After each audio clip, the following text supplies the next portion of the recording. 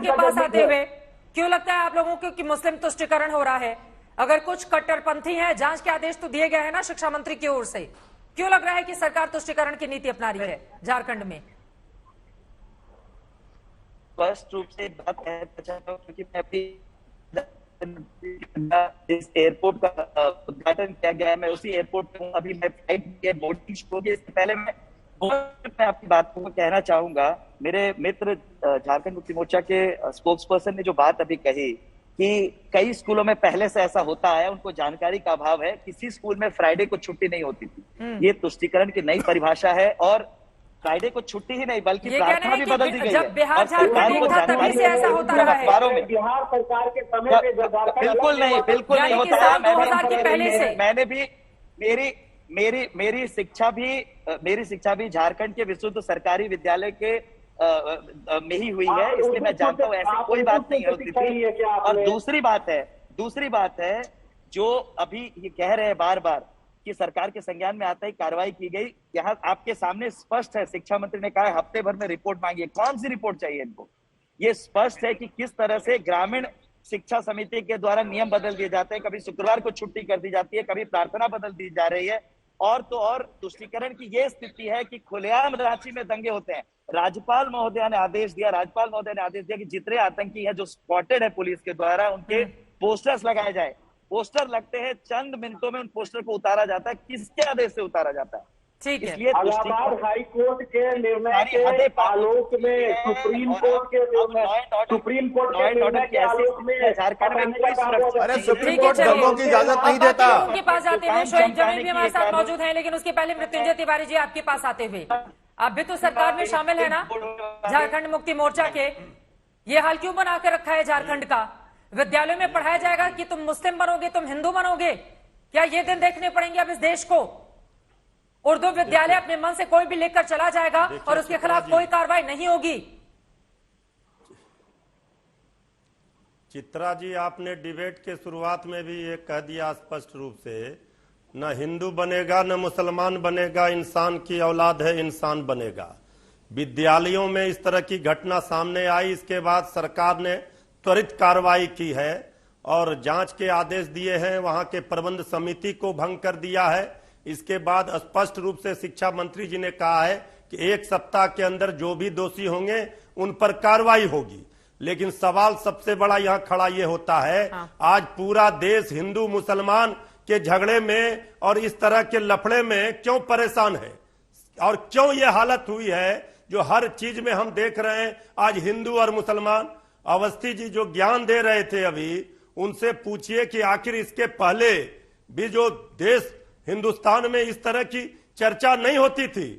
और जो उर्दू विद्यालय की बात आप कर रहे हैं, ये उर्दू विद्यालय कहीं भी कोई भी विद्यालय हो, ये देश चलेगा अपने नियम कानून संविधान से, ना कि आरएसएस और बीजेपी के नियम कानून संविधान से। लेकिन आज जो जहर बोया जा रहा है, उस जहर का असर ये है, उस जहर का असर ये है कि आने वाले पीढ़ी भी इससे प्रभावित हो जाएंगे।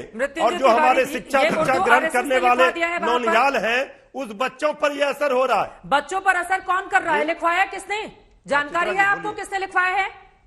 और वहां पर 100 ऐसे विद्यालय हैं। एक सेकंड से सुनिए, आंकड़ा सुनिए ना मृत्युंजय तिवारी जी। ये मामला बेहद गंभीर है और इस मामले को सिर्फ ये कहकर कि हिंदू और मुस्लिम में इसको नहीं देखा जाए। अगर किसी गांव में इस तरह की परिस्थिति बन रही है और उस पर डिबेट हो रहा है तो इस पर खुलकर बोले मृत्युंजय तिवारी जी।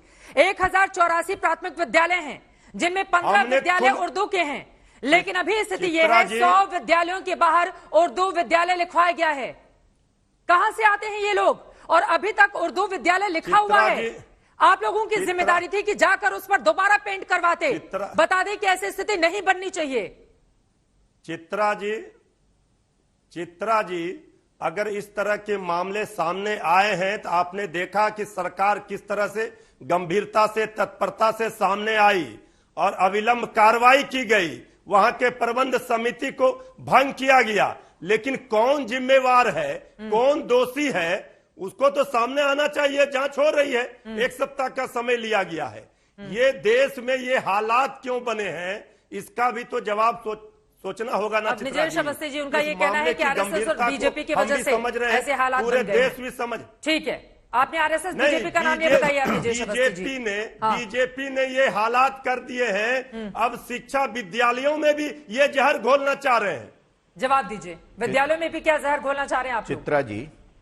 चित्रा जी, इस देश में कोई भी घटना हो उसके लिए आरएसएस जिम्मेदार होता है मृत्युंजय तिवारी के हिसाब से। झारखंड में सरकार इनकी, मंत्री इनका, संविधान भारत का, कानून भारत का, और वहां पर आरएसएस ने जाके उर्दू लिखवा दिया। अरे आपकी जुबान नहीं लड़खड़ाती झूठ बोलते हुए?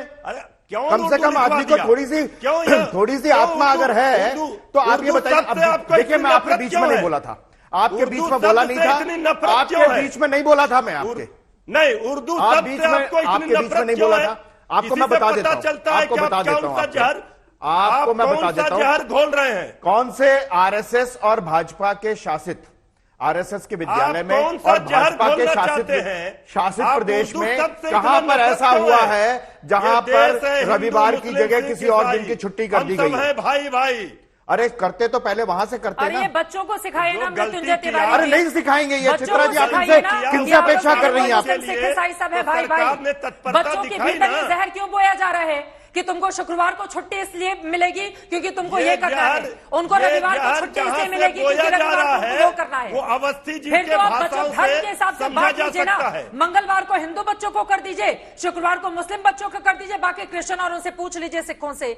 यही बनाना चाहते हैं ना आप लोग देश के भीतर? जी, हमने तो पूछ समर्थन लीजिए, नहीं किया है, बच्चों के भीतर इस तरह का जहर हो रहे हैं हम लोग, लेकिन अवस्थी जी इस तरह की स्थिति बनाकर रखी जवाब हमने है। दिया यहाँ पर एक सिरे से इस चीज को खारिज करना चाहिए मृत्युंजय तिवारी जी। कोई स्थिति नहीं बनाया है, पूरे देश की स्थिति किसने बनाई है? अरे जिम्मेदारी आपकी है कि नहीं झारखंड में? ये स्थिति नहीं दिख रहा है। पूरे देश में कहा, पूरे देश में कहा किसी स्कूल में और दिन छुट्टी हुई है? किसी भी सरकारी विद्यालय की छुट्टी नहीं होती है मृत्युंजय तिवारी जी। और अगर आप ये कर रहे हैं तो ये गलत है।